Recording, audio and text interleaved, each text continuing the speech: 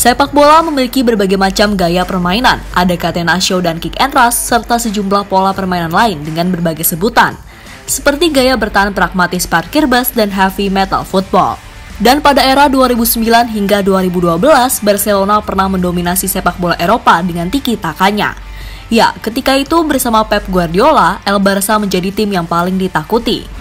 Nah, di sini kita akan coba membedah lagi, kira-kira faktor apa yang membuat tiki-taka di masa itu begitu dikdaya? Untuk itu, inilah faktor-faktor utama yang membuat tiki-taka Barcelona era Pep Guardiola begitu sulit untuk dikalahkan. Cristiano Ronaldo, Erling Haaland.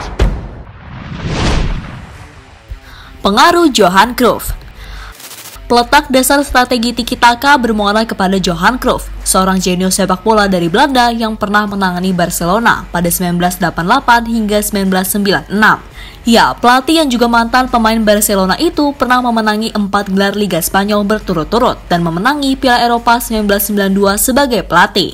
Ya, sebelum melatih Barcelona, Cruyff lebih dahulu melatih Ajax Amsterdam, di mana Ajax sendiri terkenal sebagai tim yang bermain dengan strategi total football. Nah, strategi ini adalah strategi yang dalam penerapannya, setiap pemain dapat mengambil alih peran pemain lain di lapangan. Bisa dibilang, dasar filosofi Cruyff sendiri berpijak kepada strategi tersebut, yakni penguasaan bola, mobilitas, bertukar posisi, dan penggunaan seluruh lapangan. Hal itulah yang menginspirasi Pep Guardiola untuk memodifikasi permainan tersebut, sehingga menjadi lebih sempurna.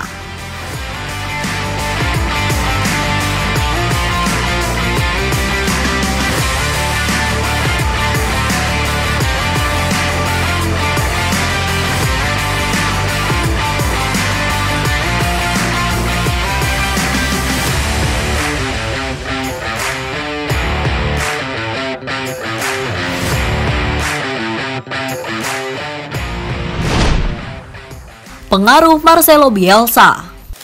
Semasa bermain, Pep Guardiola banyak dilatih oleh pelatih-pelatih ternama, salah satunya adalah Johan Cruyff yang telah disebutkan di awal tadi.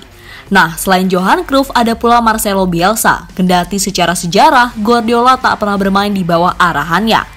Ya, terkait dengan Bielsa, yang pernah menjadi kompetitornya di Liga Inggris bersama Leeds, ada kisah menarik, di mana Guardiola rela menempuh jarak hingga 8.000 km demi bisa berguru dengan pelatih asal Argentina tersebut. Dikutip dari Daily Mail, saat itu Guardiola yang masih aktif bermain tengah membela AS Roma. Rekannya kala itu, Gabriel Batistuta, pernah meminta dirinya untuk bertemu Bielsa jika ingin menjadi pelatih sukses. Nah, 3 tahun berselang saat Guardiola bermain untuk klub Meksiko Dorados de Sinaloa, barulah ia bisa menemui Bielsa. Ditemani seorang novelis bernama David Trueba, Guardiola benar-benar nekat menempuh jarak 8 km hanya untuk bisa bertukar pikiran dengan Bielsa. Perlu diketahui, meski tak bergelimang trofi, Bielsa tetap dianggap sebagai salah satu pelatih paling revolusioner, di mana ia sangat detail memperhatikan hal-hal kecil yang ada. Itulah mengapa saat ini tak sedikit mantan pemain yang pernah dilatih Guardiola mengakui kalau pelatih asal Spanyol itu sangat detail dalam urusan taktik.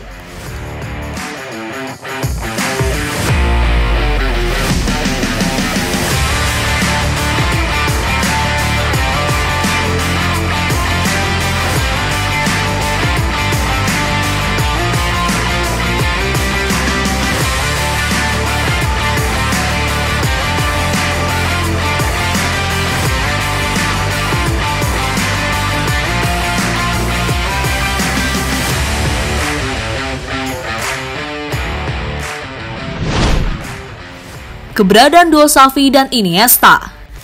Bila dalam serial Kapten Tsubasa, kita mengenal Tsubasa dan Misaki sebagai pasangan emas di Nankatsu maupun timnas Jepang.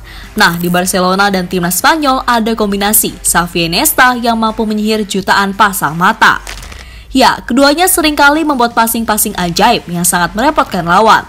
Selain itu, melihat Xavi dan Iniesta bermain, kita seperti melihat dua orang yang sedang bersenang-senang dengan bola.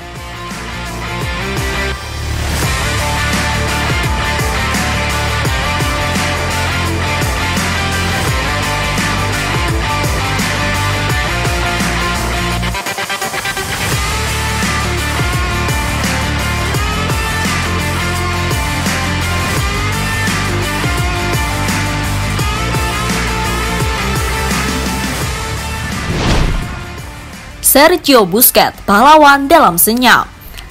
Nah, kalau Xavi dan Iniesta adalah duo sempurna, maka Sergio Busquets adalah jenius yang sebenarnya. Ya, meski keberadaannya jarang sekali diapresiasi, namun sebenarnya apa yang telah ia beri di atas lapangan sangatlah berarti. Pernahkah kalian bertanya mengapa Pep Guardiola begitu ngotot memasukkan nama Sergio Busquets ke dalam skuad Barcelona, kendati ketika itu ia masih sangat muda? Jawabannya sederhana, karena sang pelatih ingin ia menjadi pondasi dari serangan yang dibangun oleh FC Barcelona, di mana peran yang dimainkan seringkali disebut sebagai Busquets role. Ya, Busquets seringkali berperan sebagai pemain yang memulai sebuah serangan dari belakang. Ia akan memancing pemain lawan untuk melakukan pressing demi memberi ruang bagi para pemain lain. Meskipun aksi dan keputusannya kerap kali sederhana, tetapi justru itulah yang istimewa. Kuncinya adalah ia tetap tenang meski berada di bawah tekanan dan punya ruang gerak yang relatif sempit. Intinya, kalau Xavi dan Iniesta adalah pemain orkestra, maka Busquets adalah dirijennya.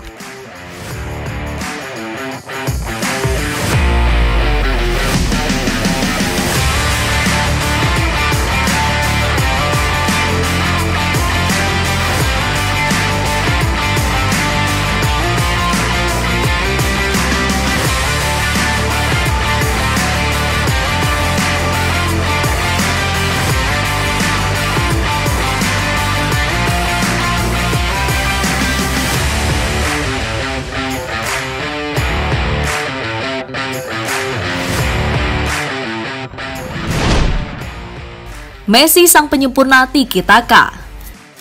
Ketika saya di Barca, saya berkali-kali mengatakan bahwa kami menang karena memiliki pemain yang luar biasa seperti Messi, Xavi, dan Iniesta.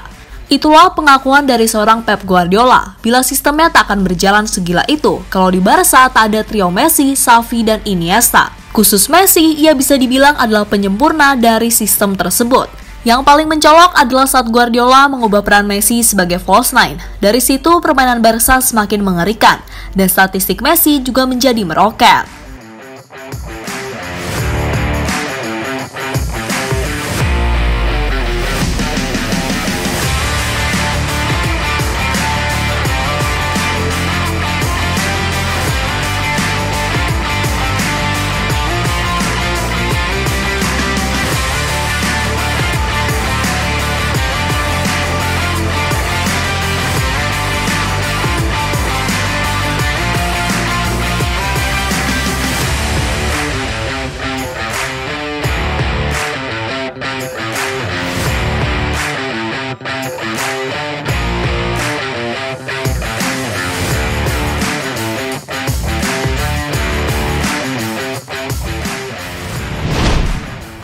Ya, meski kini era tiki-taka sudah tak lagi efektif karena perkembangan sepak bola yang terus berubah, namun harus diakui kalau tiki-taka Barcelona era Pep Guardiola merupakan salah satu warisan sepak bola terbaik sepanjang sejarah.